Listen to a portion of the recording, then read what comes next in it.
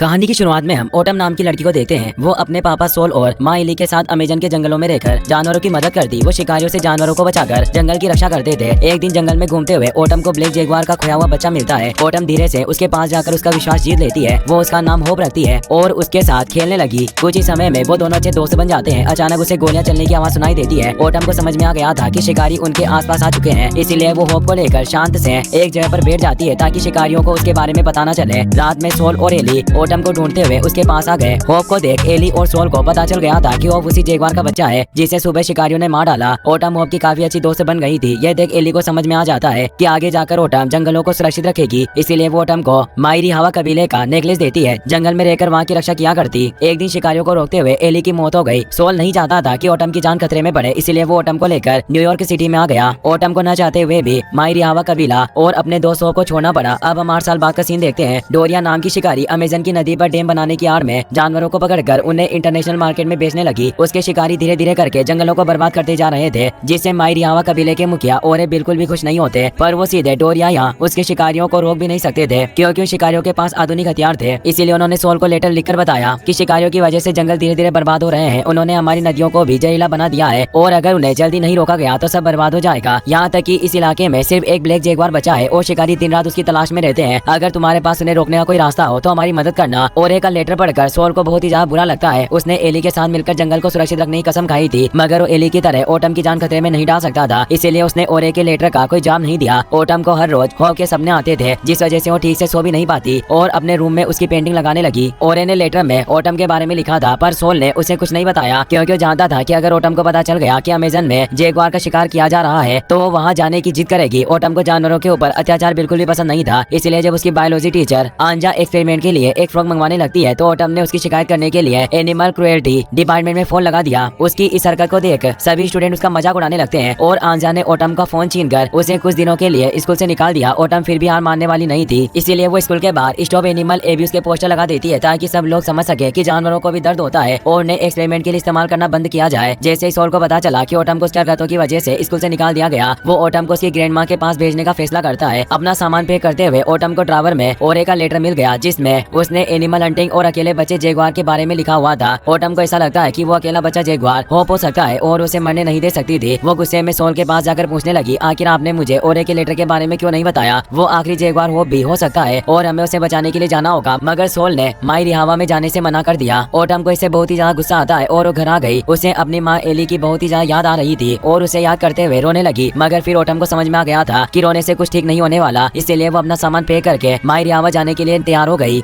वो अपना फोन लेने के लिए आंजा के पास चली जाती है। आंजा ओटम से पूछने लगी, आखिर तुम बैग लेकर कहाँ जा रही हो? ओटम ने झूठ बोल दिया कि मैं अपनी ग्रैंड माँ के घर जा रही हूँ, पर आंजा को उसकी बातों पर भरोसा नहीं होता और वो सोल के बारे में पूछने लगती है, पर ओटम उसकी बातों पर कोई जवाब नहीं दे रही थी, जिससे आंजा ने अनुमान लगा लिया कि तुम्हारे अपने पापा के साथ झगड़ा हुआ है और तुम उन्हें बताए बिना घर छोड़कर जा रही हो, पर मेरे होते हुए तुम ऐसा नहीं कर सकती। वो ओटम के फोन से सोल को कॉल करने लगी। ओटम नहीं चाहती थी कि सोल को उसके मायरी हवा जाने के बारे में पता चले, इसलिए वो आंजा के एजोब किटेन को खिड़की से बाहर फेंकने की धमकी देने लगी। आंजा किटेन से बहुत ही ज्यादा प्यार करती थी और उसने चुपचाप ओटम को उसका फोन वापस देने के लिए मान गई। तभी ओटम के फोन पर मायरी हवा का एयरप्लेन टिकट बुक होने का मैसेज आता है। इतने में ओटम अपना फोन लेकर वहाँ से भाग गई। आंजा को पता चल गया था कि ओटम अपने पापा को बिना बताए मायरी हवा में जा रही है। आंजा जानती थी कि अमेजन के जंगलों में बहुत खतरा है, जिससे ओटम की जान को खतरा हो सकता है। आंजा उसे रोकने के लिए उसके पीछे चली गई। एयरपोर्ट पहुँचते ही ओटम ने अपनी ग्रैंड माँ को फोन करके झूठ बोल दिया, कुछ दिनों तक मैं अपने दोस्त के घर रहूंगी, पर मैंने पापा से बोला है कि मैं आपके पास आ रही हूँ, इसलिए अगर पापा आपसे कुछ पूछे तो आप कह देना कि मैं आपके साथ हूँ। ग्रैंड माँ को इससे कोई परेशानी नहीं थी और उन्होंने ओटम के झूठ में उसका साथ दे दिया। कुछ वक्त बाद आंजा भी एयरपोर्ट के टिकट लेकर मायरी हवा जाने वाली फ्लाइट में बैठ गई। वो ओटम को लेकर फ्लाइट से उतरना चाहती थी, पर फ्लाइट टेक ऑफ करने वाली थी, इसलिए एयर होस्टेस ने उसे रोक लिया। आंजा को लग रहा था कि मायरी हवा पहुंचने से पहले फ्लाइट बीच में किसी जगह रुकेगी और वहां से वो ओटम के साथ रिटर्न फ्लाइट लेकर न्यूयॉर्क आ जाएगी। मगर अफसोस की बात यह है कि मायरी हवा जाने तक फ्लाइट नहीं रुकती और वहाँ से कोई रिटर्न फ्लाइट भी नहीं थी। एयरपोर्ट के बाहर बहुत सारे लोग डोरिया को डैम बनाने से रोकने के लिए प्रोटेस्ट कर रहे थे और उनके बीच मायरी हवा कबीले के लोग भी मौजूद थे, पर उनमें ऐसा कोई मौजूद नहीं था जिसे ओटम पहचानती हो, इसीलिए वो मायरी हवा कबीले की तलाश में निकल पड़ी। वो आंजा को बाथरूम में छोड़कर वहाँ से भागने की कोशिश भी करती है, पर आंजा दोबारा उसके पीछे आ गई और दोनों एक गाड़ी में बैठ जाती है। आंजा बोली, मुझे समझ नहीं आ रहा, क्या आखिर तुम अपनी दोस्त को बचाने के लिए अमेजन जैसे खतरनाक जंगल में अकेली आ गई? क्या तुम्हें लगता है क्या इसी खतरनाक जगह पर जिंदा बचना इतना आसान है? ओटम बोली, आप अच्छी तरह से जानती है कि इंसान जंगलों को बर्बाद कर रहे हैं और एक बायोलॉजी टीचर होने के नाते आपका फर्ज बनता है कि आप उन्हें रोके, पर आप तो सिर्फ बेजुबान जीवों पर एक्सपेरिमेंट करती है। आंजा उसकी बातों का कोई जवाब नहीं देती। कुछ ही देर में वो एक नदी किनारे पहुंच गए। आंजा बार बार ओटम से सोल को फोन करने के लिए कह रही थी, पर ओटम उसकी बात नहीं मानती। दी और उसने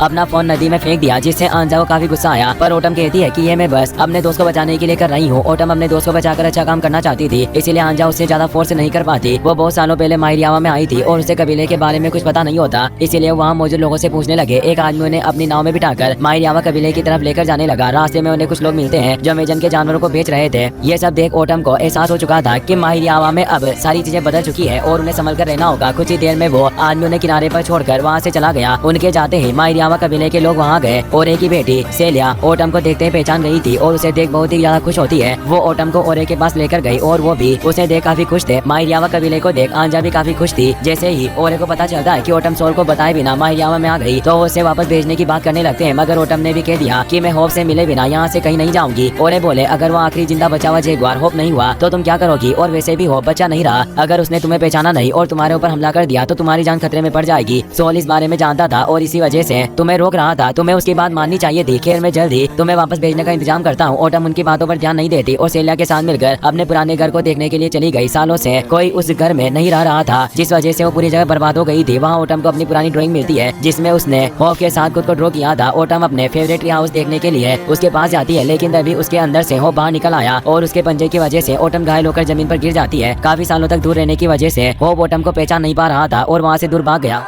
होप के हमले की वजह से ओटम के कंधे पर चोट लगी थी और ओरे उसके जख्म पर मलहम लगाने लगे। ओटम पूछती है आखिर होप इतना बदल कैसे गया, हम इतने वक्त तक साथ रहे थे, वो मुझे पहचान क्यों नहीं पा रहा और मुझसे दूर क्यों चला गया। ओरे बोले अभी तक हमें ये पता नहीं चल पाया है कि वो जगुआर होप है या नहीं, और अगर होप भी हुआ तो इतने वक्त जंगल में खुला घूमने की वजह से वो खुखार हो चुका है। अगर तुमने उसके पास जाने की कोशिश की तो इससे तुम्हारी जान खतरे में पड़ जाएगी। जैसे ही आंजा को पता चलता है कि होप एक जगुआर है तो उसके होश उड़ गए, क्योंकि इतने वक्त से उसे लग रहा था कि वो कोई इंसान है। मलहम लगाने के बाद ओटम बेहोश हो गई थी, इसीलिए सबने उसे आराम करने के लिए छोड़ दिया। आंजा ओरे से कहने लगी मुझे यकीन नहीं हो रहा कि ओटम न्यूयॉर्क से यहाँ सिर्फ एक जगुआर को बचाने के लिए आई और अब उसी जगुआर ने ओटम को घायल भी कर दिया और उसे इलीगल एनिमल ट्रैफिकिंग के बारे में बताते हैं। वो बोले दुनिया में हर दिन एनिमल ट्रैफिकिंग बढ़ती जा रही है। शिकारी जानवरों को पकड़ने के लिए कुछ भी कर सकते हैं और अगर ओटम ने उन्हें होप को पकड़ने से रोका तो उसे भी मार देंगे। सोल को इलीगल एनिमल ट्रैफिकिंग के बारे में सब पता है और इन शिकारियों को रोकते हुए उसने अपनी बीवी एली को खो दिया। अब वो ओटम को नहीं खोना चाहता, इसीलिए इसे माहिरियावा आने से रोक रहा था। ये सब बातें सुनकर आंजा हैरान रह गई और अब उसे एहसास हो गया था कि ओटम जानवरों को लेकर इतनी ज्यादा सेंसिटिव क्यों है। ओटम शांति से आराम कर रही थी, तभी उसे होप की आवाज सुनाई देती है और उठकर उसे देखने लगी। होप उसे देख वहाँ से दूर जाने लगा और ओटम भी पहरेदार की नजरों से बचकर उसके पीछे पीछे चली गई। वो होप के निशानों का पीछा करते हुए उसके पास चली जाती है, मगर होप उसे डर रहा था और बैठकर उसे देखने लगा। ओटम को भी उससे डर लगने लगता है, क्योंकि इतने सालों से दोनों ने एक दूसरे को नहीं देखा था। कहीं होप गुस्से में आकर उस पर हमला न कर दे। ओटम उससे कहती है क्या तुम मुझे पहचान नहीं पा रहे, हम दोनों बचपन में एक दूसरे के साथ खेलते और साथ रहा करते। जब तुम्हारी माँ मारी गई तो उसके बाद से मैंने तुम्हारा ध्यान रखा था। होप उसे पहचान तो गया था पर फिर भी उससे डर लग रहा था, इसलिए वहाँ से भाग गया। ओटम को इसे बहुत ही ज्यादा बुरा लगता है और रोते हुए होप को वापस बुलाने लगी, पर होप वापस नहीं आता। इसीलिए ओटम ओरे के पास चली गई। मलहम की वजह से उसके कंधे का घाव पूरी तरह से ठीक हो चुका था, इसीलिए ओरे ओटम और आंजा को वापस न्यूयॉर्क भेजने के बारे में बात करने लगे। तभी डोरिया का एक आदमी अचानक वहाँ जाता है। वो बोला हमें डैम बनाने के लिए कुछ मजदूरों की जरूरत है, तुम्हें एक दिन के 2000 रुपए मिलेंगे। पर ओरे ने उसे साफ मना कर दिया। वो आदमी कहता है कि मेरी बॉस को तुम्हारे एयरपोर्ट पर किया हुआ प्रोटेस्ट बिल्कुल भी पसंद नहीं आया। अगर तुम इसी तरह डैम बनाने में परेशानी खड़ी करते रहे तो मुझे डर है कि तुम्हारा पूरा कबीला बर्बाद हो जाएगा। ये कहते हुए वहाँ से चला गया। ओरे उसकी बातों पर ध्यान नहीं देते। वो ओटम और आंजा को एक गाड़ी में बिठा देते हैं ताकि वो एयरपोर्ट से फ्लाइट पकड़कर न्यूयॉर्क जा सके। होप गाड़ी के साथ साथ दौड़ रहा था और ओटम ने उसे देख लिया। उसे समझ में आ गया कि होप उसे अपने पास बुला रहा है, इसलिए वो चलती गाड़ी से नीचे कूद गई। आंजा को इससे बहुत ही ज्यादा गुस्सा आता है और वो भी गाड़ी रुकवाकर उतर जाती है, मगर उसका हेजो कहीं गायब हो गया था और उसके बिना आंजा कोई काम नहीं करती थी, जिससे वो बहुत ही ज्यादा घबरा गई। गाड़ी जा चुकी थी और वो ओटम को खतरे में नहीं छोड़ सकती थी, इसलिए हिम्मत करके उसे ढूंढने के लिए जंगल में चली गई। आगे जाकर उसे ओटम दिखाई देती है जो होप के सामने बाएं खोलकर बैठी हुई थी और होप तेजी से उसकी तरफ बढ़ने लगा। आंजा को लग रहा था कि वो ओटम पर हमला करने के लिए आ रहा है, पर होप ने उस पर हमला नहीं करके उसके साथ खेलने लगा। यह देख आंजा के होश उड़ गए। उसने अपनी जिंदगी में पहली बार किसी जगुआर को एक इंसान के साथ खेलते हुए देखा था और अपने फोन में उनका वीडियो बनाने लगी।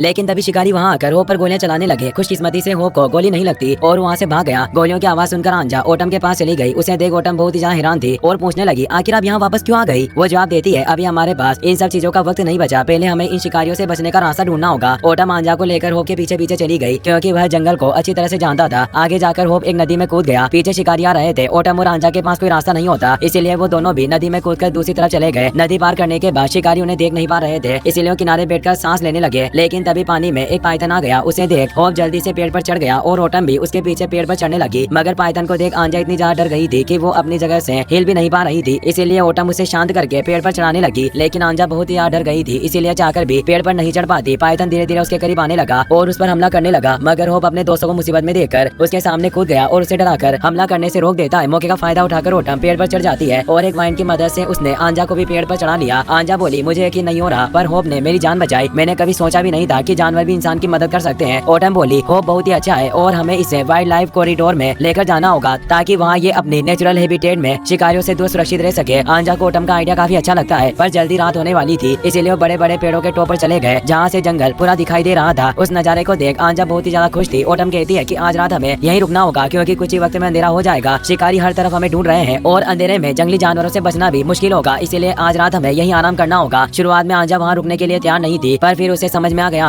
कि अंधेरे में आगे बढ़ना खतरे से खाली नहीं होगा, इसलिए वो वहाँ रुकने के लिए मान गई। वो ओटम से कहती है कि सच कहूँ तो मैं आज तक तुम्हारी जैसी लड़की से नहीं मिली, तुम काफी बहादुर हो। ओटम बोली, मैं भी कब से आपको ये कहना चाहती थी, भले ही मैं आपको जानवरों पर एक्सपेरिमेंट करने से रोकती हूँ, पर इसका मतलब ये नहीं कि मुझे आपसे नफरत है, बल्कि मुझे खुशी है कि आप बच्चों को बायोलॉजी के जरिए जंगल के जीवों के बारे में बताती है और अगर आप चाहे तो बच्चों के साथ उनके पेरेंट्स को भी जंगल बचाने के लिए प्रेरित कर सकती है। अपनी तारीफ सुनकर आंजा को काफी अच्छा लगा और वो शांति से सो जाती है। अगले दिन ओटम होप के साथ पानी में खेल रही थी, लेकिन तभी कुछ शिकारी वहाँ जाते हैं। आंजा ने उन्हें देख लिया था और ओटम को उनके बारे में बता देती है। होप ओटम को एक बांस की स्टिक देकर वहाँ से दूर चला गया। ओटम बांस की स्टिक को मुंह में फंसाकर पानी के अंदर चली गई, जिससे उसे सांस लेने में कोई तकलीफ नहीं होती और शिकारियों से देख नहीं पाए। उसके जाने के बाद ओटम होप के पीछे पीछे जाने लगी। आंजा उससे आगे के प्लेन के बारे में पूछती है, पर ओटम रास्ता भूल चुकी थी और अब उन्हें सिर्फ होप के पीछे पीछे चलकर जंगल से बाहर निकलने का रास्ता ढूंढना था। अचानक ओटम का पैर दर्द करने लगता है और वो नीचे गिर पड़ती है। दरअसल शिकारियों से बचते हुए उसके पैर में चोट लग गई थी, इसलिए आंजा कुछ पत्तों को पीसकर उसके घाव पर मलहम लगा देती है। ओटम बोली, अफसोस की बात है कि आपका पेट हेजोक आपसे दूर हो गया, पर मुझे यकीन है कि वो जंगल में रहने लायक जगह ढूंढ लेगा और खुश रहेगा। आंजा बताती है कि पहले मैं बहुत ही ज्यादा डरपोक और अनकॉन्फिडेंट थी। एक दिन किटेन घायल हालत में मेरे घर में आया, किसी वजह से उसका एक पैर टूट चुका था। उस वक्त किटेन अपनी मासूम निगाहों से मेरी तरफ देख रहा था, मानो जैसे वो मुझसे मदद मांग रहा हो। मैं अकेले घर से बाहर निकलने में भी डरती थी, पर किटेन को बचाने के लिए मैं अकेले डॉक्टर के पास गई और उसकी जान बचाई। उस दिन मुझे एहसास हुआ कि जिंदगी में कुछ बड़ा करने के लिए हमें अपने डर का सामना करके हिम्मत से काम करना होगा। किटेन के ठीक होने के बाद मैंने टीचिंग की जॉब शुरू की और अब मैं तुम्हारे सामने हूँ। कुछ वक्त बाद होप ओटम को इशारे करके अपने पीछे आने के लिए कहता है। होप उसे डोरिया के ठिकाने पर लेकर गया, जहाँ बहुत सारे शिकारी जानवरों को पकड़कर जंगलों से बाहर भेज रहे थे। आंजा छिपकर उनका वीडियो बनाने लगी। सेलिया भी शिकारियों को जानवर बेच रही थी। उसे देख ओटम के होश उड़ जाते हैं और उसके मुंह से चीख निकल गई, जिससे शिकारियों को उसके और होप के बारे में पता चल जाता है। शिकारियों ने डांस शूट करके होप को बेहोश कर दिया और वो ओटम को भी पकड़ लेते हैं। आंजा बहुत ही ज्यादा डर गई थी और मदद बुलाने के लिए वहाँ से जाने लगी। तभी सेलिया उसके सामने आ गई, पर आंजा को उस पर विश्वास नहीं था, इसलिए वो खुद गाड़ी चलाने लगी और सेलिया के साथ कबीले पर पहुंच गई। आंजा ओरे को शिकारियों की वीडियो दिखाकर ओटम की मदद करने के लिए कहती है। सेलिया जानती थी कि डोरिया होप को दूसरी जगह शिफ्ट कर रही है और उसने ओरे को इसके बारे में बता दिया। ओरे आंजा को लोकल न्यूज चैनल के पास भेज देते हैं ताकि वो सब लोगों को डोरिया की असलियत दिखा सके और वो सेलिया को भी डांटते हैं क्योंकि वो भी जानवर बेच रही थी। ओरे कबीले के सभी लोगों को लेकर डोरिया को रोकने के लिए चला गया। आंजा लोकल न्यूज चैनल में जाकर लाइव न्यूज के बीच में डोरिया और शिकारियों की वीडियो दिखाकर मदद मांगने लगी। लोगों को डोरिया की असलियत के बारे में पता चलता है। वहीं कबीले के लोगों ने डोरिया के लोगों को बाहर जाने से रोक लिया था, इसलिए डोरिया ने सभी को मारने के ऑर्डर दिए थे। पर तभी आसपास के सभी लोग भी वहां आने लगते हैं और कबीले वाले के साथ पुलिस भी वहां चुकी थी, इसलिए डोरिया चाहकर भी कुछ नहीं कर पाती और पुलिस ने गैर कानूनी कामों की वजह से उन्हें गिरफ्तार कर लिया। आंजा पिंजरे का दरवाजा खोलकर होप को आजाद कर देती है। ओटम आंजा को गले लगाकर उसका शुक्रिया अदा करने लगी और होप के साथ जंगल में चली जाती है। तभी किटेन भी आंजा के पास आ गया। उसे देख आंजा बहुत ही ज्यादा खुश थी। सोल भी वहाँ चुका था और ओटम उसके साथ एली की कब्र पर फूल चढ़ाती है। काफी सोचने के बाद सोल ने फैसला कर लिया कि वो ओटम के साथ जंगल में रहकर वहाँ की रक्षा करेगा। इससे ओटम बहुत ही ज्यादा खुश थी और वो होप के साथ खुशी से रहने लगती है और आंजा भी अब सोल को पसंद करने लगी थी, इसीलिए वो भी उनके साथ ही वहीं रहने लग जाती है। इसी के साथ मूवी की हैप्पी एंडिंग हो जाती है। वीडियो पसंद आया हो तो अपने दोस्तों के साथ शेयर करें, साथ इस वीडियो को लाइक और चैनल को सब्सक्राइब करने के लिए आपका तहे दिल से शुक्रिया। Thanks for watching.